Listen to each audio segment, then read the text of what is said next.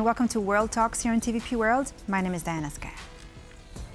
On this episode of World Talks, we focus on when the world of artificial intelligence breaks down. Now, if OpenAI wants to use song lyrics by German artists to train ChatGPT, well, it's going to need to secure a special license. That's the result of today's ruling by Munich Regional Court. Now, while the financial impact on OpenAI is expected to be limited, the decision does represent a major precedent and a clear setback for developers of generative AI. Joining me now to discuss this further is Aleksandra Przegalińska, Senior Research Associate at Harvard University. Aleksandra, welcome to the program.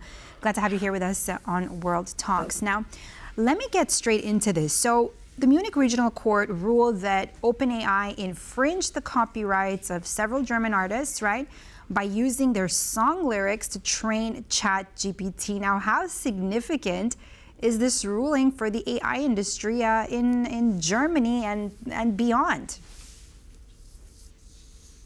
Well, I think it's a beginning of a new era when it comes to the collision between generative AI and intellectual property in general.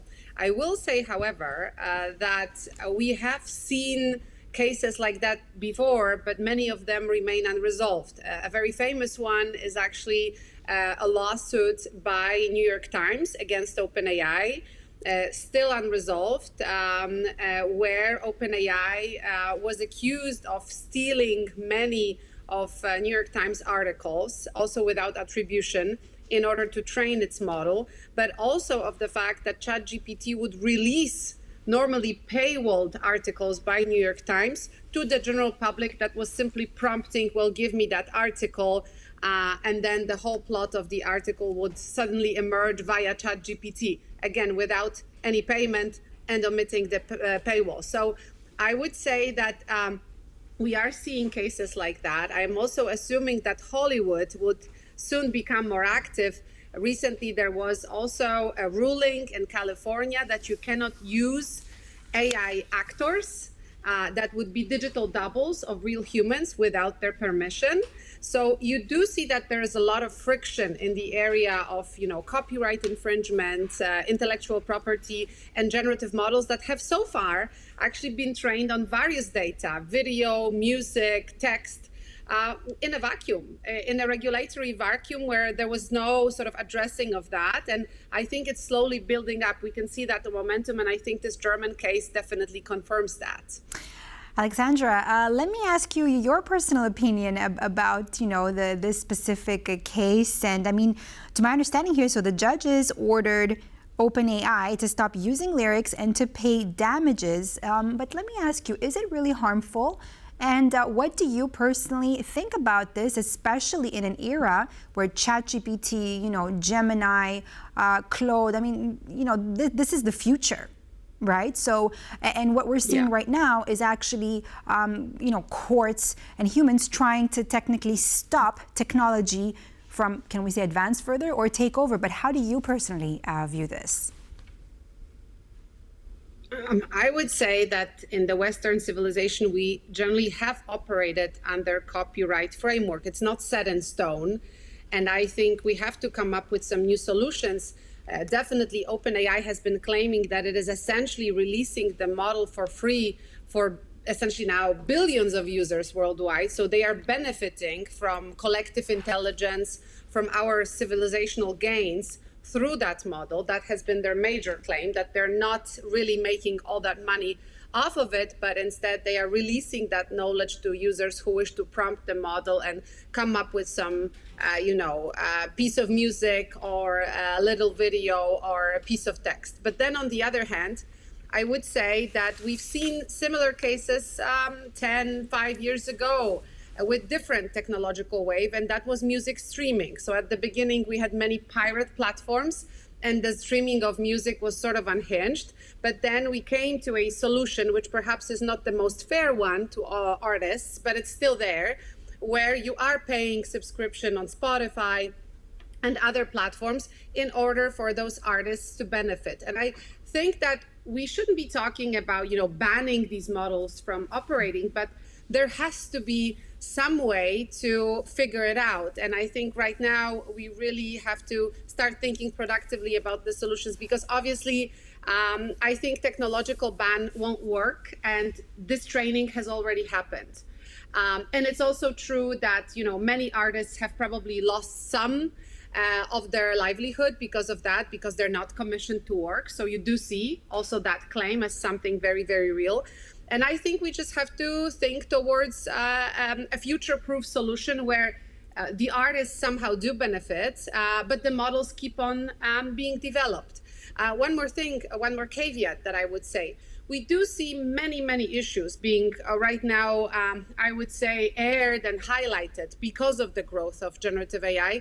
One of them is that, for instance, the model Sora by OpenAI is a model with which you can produce videos.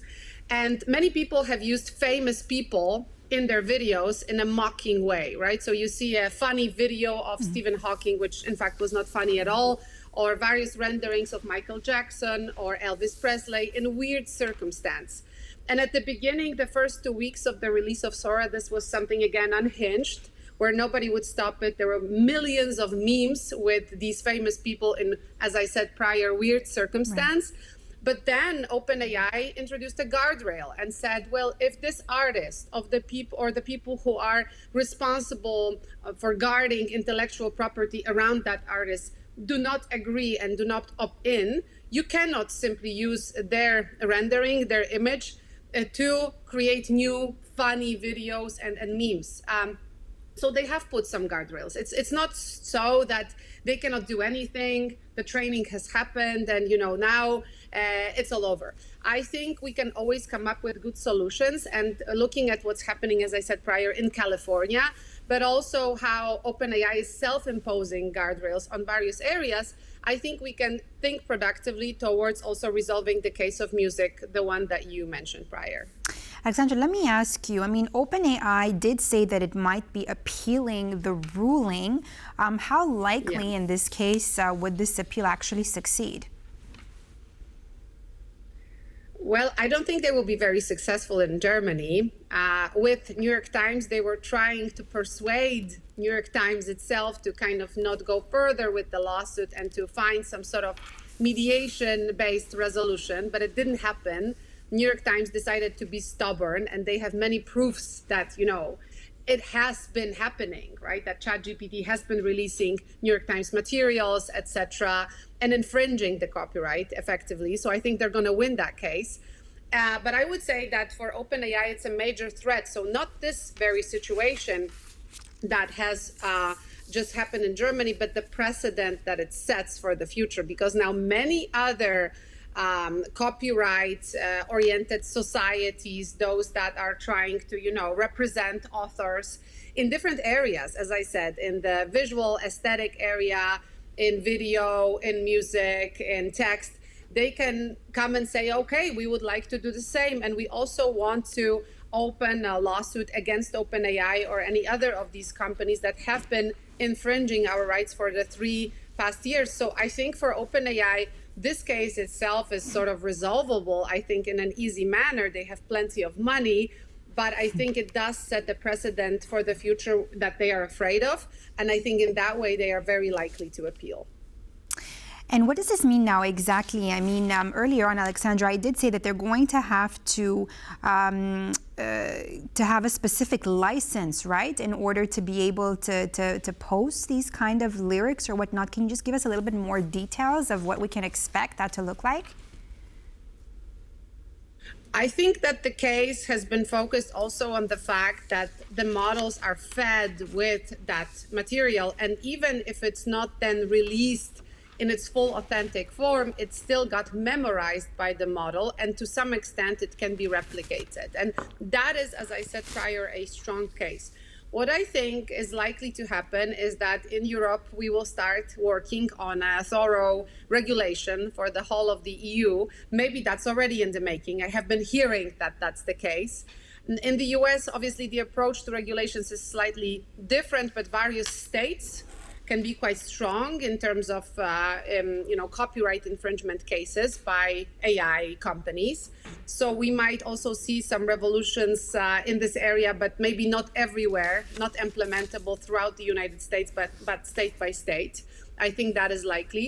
And in Europe, maybe even before the regulation happens, these companies will be seeking some form, I think, of settlement. And I think it would be the best way actually to approach various societies that are representing authors and come up with a interim solution. Right. And I think that is also likely to happen. So maybe they will be appealing, but on the other hand, somewhere in the back channels, they will likely somehow try and resolve this matter through mediation and offering fees, settlements, and maybe some visions for a business model in the future where that works as a win-win for both sides. Well, it's interesting to see how our generation's a new quote-unquote best friend is becoming an enemy to many. Thank you so much, Aleksandra Przegalińska, Vice Rector for Innovation at the Kosminski University and Senior Research Associate at Harvard University. Thanks for being with us here on World Talks. Thank you so much. And thank you for watching this episode of World Talks. I'm Diana Skaya. See you next time.